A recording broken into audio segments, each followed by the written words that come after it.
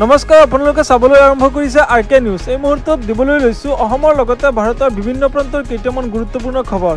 আজিৰ প্ৰথমটো খবৰ হৈছে ভোটাৰ তালিকাৰ পৰা নাম কৰ্তন হ'ব উচ্চাৰিত মুছলমান লোকৰ।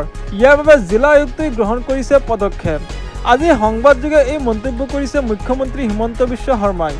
সংখ্যালঘু মুছলমানৰ বিৰুদ্ধে উচ্চাৰিত লোকসকলৰ বিৰুদ্ধে সৰব হৈ পৰিছে হিমন্ত বিশ্ব শৰ্মাৰ চৰকাৰ। ভোটাৰ তালিকাৰ পৰা নাম কৰ্তন হ'ব উচ্চাৰিত লোকৰ নাম। পৰৱৰ্তী খবৰ, লেণ্ড জেহাদেই নহয়, অসমক ধ্বংস কৰা জেহাদ চলিছে। এইবাৰ হিমন্ত বিশ্ব শৰ্মা সৰব হৈ পৰিছে জেহাদীৰ বিৰুদ্ধে। অসমক ধ্বংস কৰাৰ বাবে জেহাদ চলোৱাৰ অভিযান উত্থাপন কৰিছে। সমগ্ৰ অসমখনকেই ধ্বংস কৰিবলৈ উঠি পৰি লাগিছে একাংশ মুছলমান লোক। পৰৱৰ্তী খবৰ, অসমৰ সামাজিক, ৰাজনৈতিক, অৰ্থনৈতিক ইত্যাদি দিশত ব্যৰ্থ মুখ্যমন্ত্ৰী হিমন্ত বিশ্ব শৰ্মা। ফলত সংখ্যালঘু মুছলমানক লক্ষ্য কৰি এটাৰ পিছত এটা চক্ৰ কৰি নিৰ্ধাৰ কৰিবলৈ উঠি পৰি লাগিছে। সম্পূৰ্ণ ৰাজনৈতিক উদ্দেশ্য আগত ৰাখি এই কাম কৰিছে চৰকাৰে। সকলোৱে হিমন্ত বিশ্ব শৰ্মা চৰকাৰৰ বিৰুদ্ধে প্ৰতিবাদ আৰু অধিক শক্তিশালী কৰিব লাগে।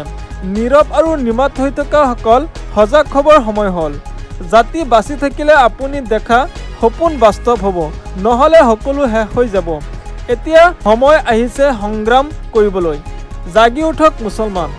গণতান্ত্ৰিক সমাজ সকলো জাগি উঠিব লাগিব, আন্দোলন কৰিব লাগিব। বিৰোধী দলৰ নেতাসকল এতিয়াও সময় আছে, নহ'লে ইয়াৰ উত্তৰ দিয়া হ'ব। হিমন্ত বিশ্ব শৰ্মা বিজেপি চৰকাৰৰ বিৰুদ্ধে সৰব হৈ এই মন্তব্য কৰিছে আমচুৰ নেতা আইনুদ্দিন আহমেদে। এনেধৰণৰ খবৰ নিতৌ পাবলৈ চেনেলটো ছাবস্ক্ৰাইব কৰি ভিডিঅ'টোত এটা লাইক কৰি দিব। ধন্যবাদ।